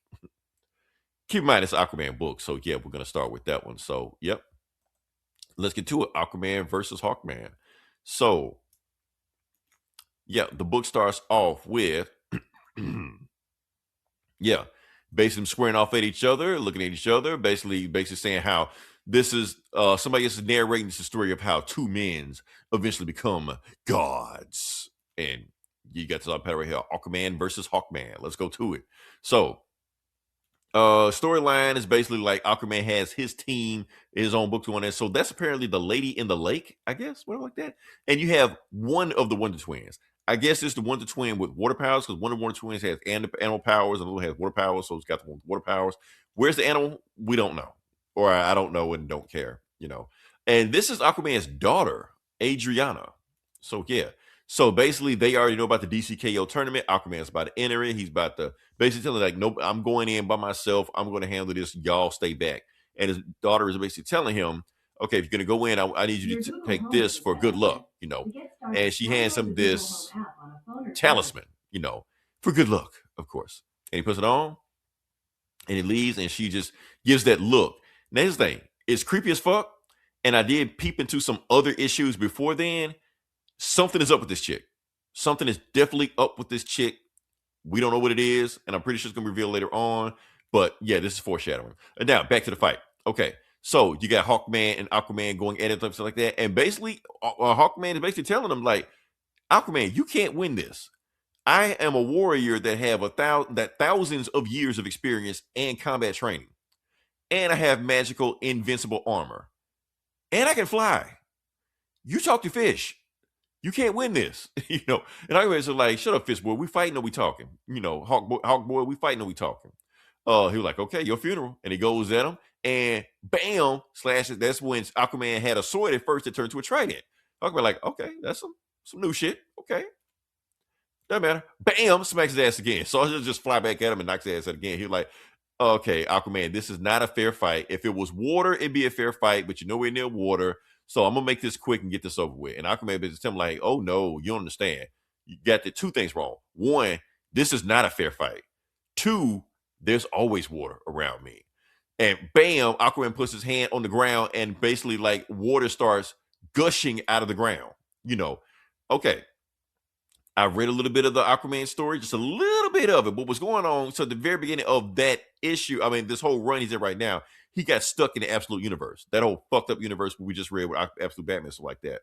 So it's screwed with his powers, and now he is a waterbender. Yeah. And not only is he waterbender, he is connected to the blue. Like something with green, he's connected to the blue and all this shit like that. So yeah. So he summons all the water he can, because basically saying is like, so he can manipulate water, like he can hydrokinesis, what they call it like that. He's got all this shit like that, and he summons as much water as he can to the point that it becomes the biggest. Oh, and he can fly by riding water. So yeah, so Aquaman is like, fuck this, I'm trying to get out of here. He tries to fly away. It doesn't matter because Aquaman summons the largest tidal wave in the history of humankind. And he's surfing it, chasing after Aquaman. Aquaman has mirror powers now? Yes, but like way more broken than what her shit was. So okay. Yeah. Hawkman's trying to fly away, and this shit fair now? Is it a fair fight now, bitch? And bam, slams on top of him. And it's so much water, Hawkman don't even know which way to fly. He don't know where to fly, up or down, because he lost his sense of direction because they hit him so hard. So he's trying to figure out how to get out of it. Aquaman is swimming right towards him. He's like, game over, bitch. And he's right at him. He's like, oh, I'm fucked. Bam, KO. Out of here. I guess that's what surfers say when they wipe out. Yeah. And they fall under all that weight of the water. They don't know where. I've heard that before. They don't know what's up, what's down, and nothing like that. They're so disoriented and rolling around underwater and shit. Yeah. So that was a quick fight. Aquaman just standing there like, well, that was easy. And yeah, booster goal. Fuck this. A bunch of booster goals, fight booster goals and shit like that. So yeah. All right. So now round 2.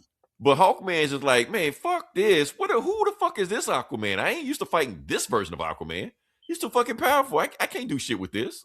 So he's just like, man, it's like fighting the ocean, fighting this guy. And that's when he just like, get your ass up. He's like, who's talking to him? And it is Horus, the Egyptian hawk god. So he's here talking to Aquaman. He was like, look, talking to Hawkman. He's like, look, he's got powers from somewhere. I don't know where he got that power from, but you need to make this a fair fight. I'm going to give you all of my power to do this, because if you win this tournament, I will bring back Thanagar. Now, for those who don't know, and I know y'all don't know, Thanagar got destroyed in a Green Lantern comic about 5 years ago, I guess, something like that, whatever, like that. Gone. So he's saying if he wins the Heart of Apocalypse is going to make you reality any way you want it. He can just bring back his dead planet. And I will give you the power to fight Aquaman. Because right now, like this, you can get your ass whooped. But God versus God, we can fight him. He's like, okay, cool. So yeah. So he grants him the power of Horus, And that's when Aquaman is headed for his ass right now. He's like, okay, you ready? Oh, and while Aquaman is flying on water shit like that, the water gets wiped away. Wind blows it away. You're like, what the fuck happened? I got no more water? You're like, no, because now he has the power. So now he's not no longer Hawkman. He's Hawk God. And so he has the power to just get rid of water shit like that. And he smacks the shit out of Aquaman shit like that and smacks him into space. Yeah. Doesn't make sure he can't get nowhere to water. He was like, okay, you ain't got no water now, Aquaman. What the fuck you gonna do now? He was like, oh no, my friend, that's where you're wrong. Just like the earth that we was on is 60% water, your body is 60% water. So unless Horus has your something else pumping out of your blood other than blood, other than blood, you're fucked. So he puts his hand on Hawkman and starts ripping the blood, oxygen, water out of his body. He was like, oh shit, yeah, it's over with. So yeah, so Hawkman is falling to the ground and Aquaman is beating the shit out of him while he's falling. Yeah. Bam, fight's over. So, and then Aquaman just gets up and walks out here like, I am the Dark Tide. While Hawkman's just sitting there, fucked up, KO. 2-0, full sweep, over. Yeah. I think that's it. Yeah, that was it. And it's Justin Timberlake, Aquaman, not Jason Momoa. Yeah, no longer Jason Momoa. Yeah. So there we go. Yeah. So craziest fight. Yeah. Here's the thing.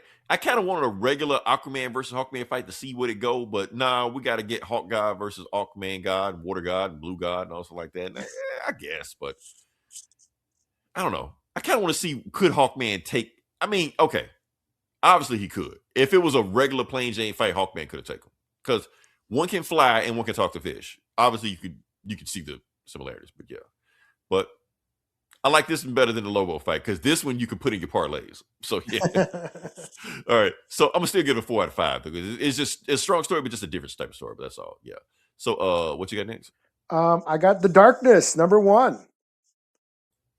Everybody's favorite comic. Yeah, this is from the 90s. Yes, I had no idea. Like we mentioned Darkness one time on this podcast, and our numbers went crazy because everybody wanted to just talk about just the Darkness, and that was it. People showing up with Darkness tattoos and shit. Like, where the fuck did this come from? That's so funny. I almost got a Darkness tattoo back in the 90s. Right. I wanted a whole sleeve, like my arm transforming with the demons and shit on it. Yeah. So like, man, I missed that craze. Okay. Yeah, The Darkness. Mark Silvestri, I think Garth Ennis co-created it. Did he? Okay. Yeah, Top Cow, Image Comics, back in the 90s.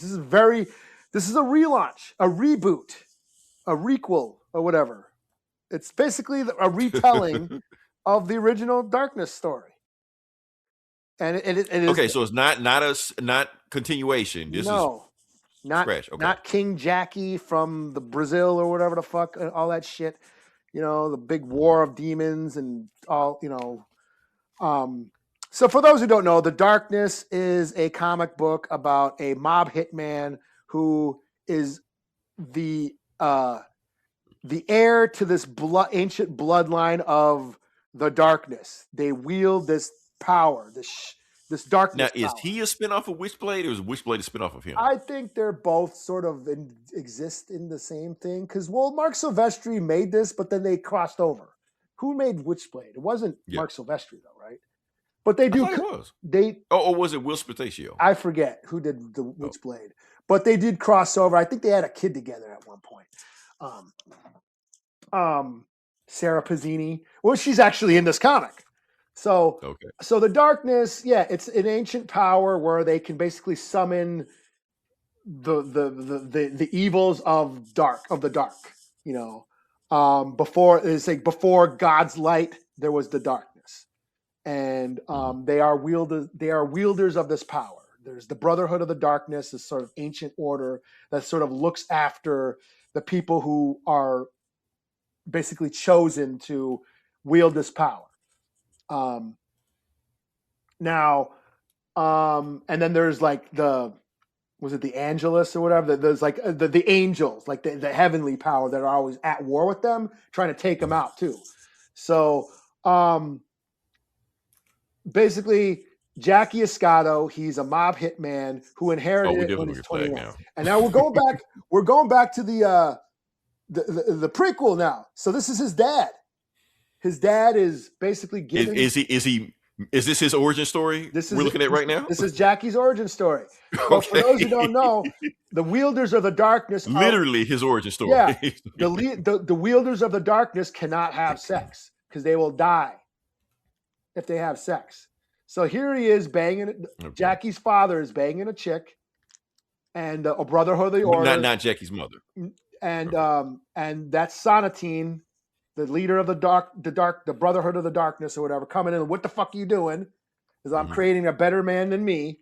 And you can see he's melting right away because he's having sex. He's not supposed to because he could die. And he basically breaking the rules, impregnates the woman, you know. And then he dies. He withers up and dies, you know.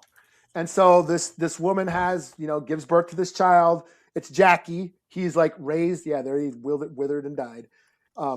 He's raised in an orphaned and, you know, then gets adopted by these gangsters and becomes part of the crime family and becomes a hitman. And when they're 21, when he's the age of 21, that's when he inherits the power at age 21. And they kind of all like the Brotherhood of Darkness, they're all expecting it. But meanwhile, Jackie grows up in the orphanage. He's got this friend named Jennifer who becomes a bartender later on. They're friends all their lives. It's kind of going through his early life, and then he becomes a hitman, working for the mob, doing hits for the mob. You know, there's a Russian, his mob is fighting with the Russian mob, so there's all this, you know, grimy gangster shit going on that he's dealing with, and then he transforms. He ends up he picks up a chick at the bar, brings her home, starts right about to bang her, and while he's banging her, the power comes out. The darkness starts seeping out of him. And the darkness takes form as these shadow demon monster things that have powers of their own, you know. And so he's banging this chick, and the Brotherhood of Darkness shows up, the angels show up, and they all start fighting in his apartment. Because they're all trying to stop him. The Brotherhood of the Darkness are trying to get him, like, hey, this is the new wielder of the darkness, we need him. And then the angels are coming in, like, we got to kill this motherfucker because he's the new darkness wielder. And it's all happening in the apartment with, you know, the naked chick going, oh my God. Very 90s. Yes, this is very much a 90s. Sticking to the nature of the 90s. Edgy and sex and big guns, big tits. That's the 90s comic books. You know, so if you're a millennial prude, this might offend y'all. Oh my God. You're going to cancel the darkness, right? Yeah. Oh my God. A hot chick. Oh, that's what happens when men write things, you know? Right. So yeah, if you can't stand big tits, this book ain't for you. They wouldn't survive the 90s, Eli.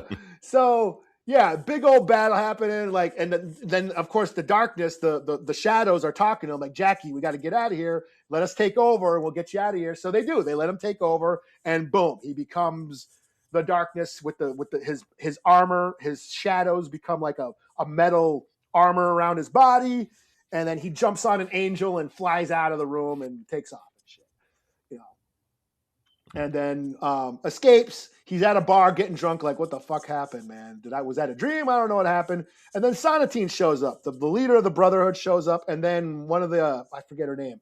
The chick, the angel chick, assassin chick, trying to kill him. And they basically both sit next to him on either sides of him at the bar. So you got the angel and devil on his shoulders. And they're saying, hey, I'm here to kill you because you're an evil piece of shit. That wasn't in the old story, we had like a angel and devil talking to him? No, this is just them. This is the assassin, the angel assassin trying to kill him. And then Sonatine, like the Brotherhood, the leader of the Brotherhood who's going to train him. Like, basically, you have to inherit. I'm here to save you and show you how to, you know, use this power. And this chick's here to kill you. So, you know, you could either accept this power and come with me, or take off, and this chick's gonna kill you. And she's like, yeah, I'm gonna kill you. So he's, you know, basically, accepts it. And, you know, all the angels and the demons are all like, yep, our darkness is back. It's time to get our battle on, because look, the war's about to start again. And that's kind of where it ends. So this is like, again, just a reboot of the Darkness comic. Their cell phones, so it's just an updated retelling of this story. That's all. It's a remake. This is a remake, a modern day remake of the Darkness. And I think it's pretty cool. Artwork. Is this David Finch? No, who is on this? Looks like David Finch. It looks like fucking... Look like Andy Kubert. No, Andy Kubert. It might be, but also looks like Silvestri did some shit. Okay. I'm gonna say Andy Kubert. Can you look at it? Go ahead. Let's make a bit. I am. I'm gonna say Andy Kubert. I am looking at That's Andy Kubert right there. All day. It says artists. Well, writers: Mark Silvestri, Ed Beans, John Livesay, and Matt Banning. Oh wait, let's see. Arif Prianto, Sal Regla, and then that's who wrote it? with variant covers by Mark Silvestri, Arif, all those same guys, and David Mack. David Mack did a cover. Look at that shit. I wish I could show you. I would have prepared for this. So basically, I was wrong. I lost a bet. So. Who'd you say his name was? Andy what? Andy Kubert. Oh no! Come on, one of the Kuberts. Yeah. No, they didn't do any of the. Not even the variants. Adam Kubert, but yeah. Okay. Damn, I'm off. Yeah, co-creator. First issue with art by Ed Beans, ongoing by Raymond Gay, he's worked on the Gunslinger Spawn. Actually, that does look like Ed Beans art. So okay, yeah. I get it. But yeah, that's the cover is Silvestri. That's total straight up Silvestri, and a new design for the mask. Mask looks like he's got teeth now. Okay. So yeah, I'm into it. I thought this was a lot of fun. I was a fan of the Darkness comics. It was just dumb, stupid, totally 90s sex and violence. Kind of shit you weren't getting to see in Marvel. Writing was a little subpar because they were... Well, Garth Ennis also created this. Helped write some of these too. So it's basically an anti-hero. He's a mob hitman with a heart, with a heart of gold, with a conscience and honor, and then has this evil power that he uses for good, and kind of goes rogue, kind of like Hellboy. Hellboy was a demon that refused to fight for hell, kind of like that. Or Spawn. Spawn was the same way. Spawn was Spawn is a demon. Al Simmons went to hell, made a deal, and then said, fuck hell, I'm going to do my own thing. It's the same shit, Right. So, yeah, I'll give this a 4 out of 5. This was fun. I enjoyed this. I don't know how long it's going to, stay cool or stay, you know what I mean? It's still very goofy. I mean, I'm ready for a Darkness resurgence. Let's have it. Yeah. I enjoyed it. It was like an extra long issue. I think it was over 30 pages. But yeah, it's a retelling of the Darkness comic. So if you're not familiar with it, only heard about it, this would be a cool jumping on point if you want to get into the Darkness and don't feel like going back and reading the 90s shit. This would be cool to get into. And Sarah Pizzini's in it. Like, while all this shit's going on, Sarah Pizzini, the Witchblade, is investigating this mob shit. Interesting. So yeah, we're gonna have Witchblade and Darkness crossover again. So yeah, I thought this was cool. 4 out of 5. I had fun with it. It is very much 90s. You got to know what you're getting into, and yeah, so cool shit. Hey, 90s is back, baby. It's like everything's retro. Yeah. So, anything else you got, or? No, that's it. I read Ultimate Spidey. That was fine. It's just one more issue before the finale. They're setting up the big finale. Really? That's it? Yeah. Then there's one more. Yeah. And then Is it? Inferno Hulk was fun too. Inferno Hulk versus Namor. Yeah, I'm surprised you didn't read that. I did read it. Okay. That you was said cool. versus Namor? Yeah, he goes down to Atlantis. You said versus Namor? Yeah. Oh. Yeah, okay. He goes down to Atlantis to summon one of them old sea monsters. Oh, gotcha. Okay. And the Avengers are like, yo, Namor, the Hulk's coming. He's going down to your crib, He's like, fuck you guys. That's your problem. It's Namor, asshole. But then he comes Did down. he bring up that they were defenders and shit? Yeah. It's like, and then he just takes an old ancient monster, like a Kraken monster, out of Atlantis. It says, I control all monsters, and we're going to take over the earth. And I give you power. I give you power of the mother of demons. So come with me. And then he takes off. He just goes down to Atlantis and takes their big giant monster. And Namor's like, what the fuck you doing? He's like, I'm taking this fucking monster because we're taking over the world. Like, and you mean nothing to me. You are irrelevant to me. Even though they're supposed to be homeboys and teammates, or something like but that. This is the Infernal Hulk. This is and then Banner is like wandering around. This is Infernal Hulk, so it's actually the eldest with the Hulk's body. Yeah. So that was pretty cool. Okay. But yeah, that'll give. If I short, quick review, that's a 4 out of 5. Yeah. And then I'm booked out. All right. I'm booked out also. Okay. Damn, one of our longest shows. We've been going long lately. Aren't you glad I cut some of those subjects? Yeah. You said which one? I said we've been going long lately. We've been going long lately. With nothing to talk about, and I cut topics. Yeah. Like I said, if you listen this long, therefore like, share, subscribe. Hold on, let me do the little graphic, which I forgot to do, but I'm gonna do it now. You listen on this, like, share, subscribe. If you listen longer than 30 seconds, we appreciate you. If you comment, we appreciate you. If you do all that stuff, it boosts us up in the algorithm. That's how you trick the system, and we get a name out there. Next week we'll come up with something else. I don't know. Well, next week Christmas or a week after Christmas? I think a week after Christmas. No. I don't know. I'm losing track of time. Christmas is like coming, not this week, the next week. Christmas is we're about 2 weeks from Christmas. Okay. Something like that. I mean, December move kind of slow. I don't know what it is. But until then, this is Leroy. This is Eli. Yeah. And we'll talk to you guys next week. Same bullet time, same bullet channel.